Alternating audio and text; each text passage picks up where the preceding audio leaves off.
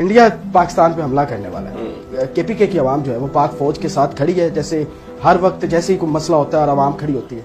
अमन आपके पास है, पानी आपके पास है, दौलत और सरसब्ज आपकी जमीनें हैं। पंजाब भी पाकिस्तान में, सुनो तो सही ना, पाकिस्तान में जंगों ने हमारी और बदामी ने और मिलिटेंसी ने हमारा अब हाल ही अब तरक्की नहीं है, हमारे घर गिराए जा चुके हैं, हमारे खानदानों में जनाजों पे जनाजे निकाले जा चुके हैं। कोई जिंदगी हम जो गुजार रहे हैं वो दोज़ख से कुछ कमी नहीं है।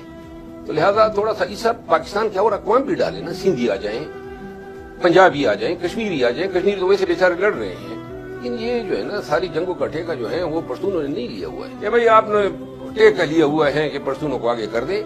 मैंने कहा वसाइल दो, बैठाओ, इज्जत एहतराम दो, मिसिंग पर्सन को लाओ। ये हमारी धरती है, इसके लिए जान निछावर करने में कोई राय नहीं रखते हैं। बड़ी अजीब मंतक, खैर आपका अजीब मंतक किस तरह हुई? मतलब मैं डिसएग्री कर सकता हूँ, डिसएग्री, लेकिन अजीब किस तरह? अजीब इस तरह में जंग शुरू हो गई तो आ जाओ, और जो ही जंग लड़ गई तो फिर आगे जनाब आपने हमारी मकान गिराने, आपने हमारे वसाइल पे कब्जा करना है, आपने बदामी हमारे इलाकों में 30 साल से बदामी खत्म क्यों नहीं कर रहे हैं? हम जंग की दीमक बनने के लिए हर वक्त तैयार नहीं हो सकते हैं।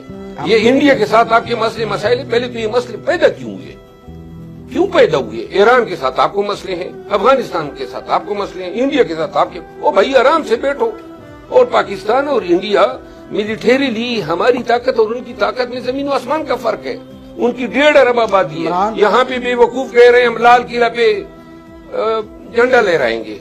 उनकी आप एयर फोर्स की स्ट्रेंथ देखिए, फिर आप उनकी इन्फेंट्री जो उनके पास तोपे हैं, इन्फेंट्री में आपकी 12 किलोमीटर तक जाती है, उनकी 30 किलोमीटर तक तोप के गोले जाते हैं।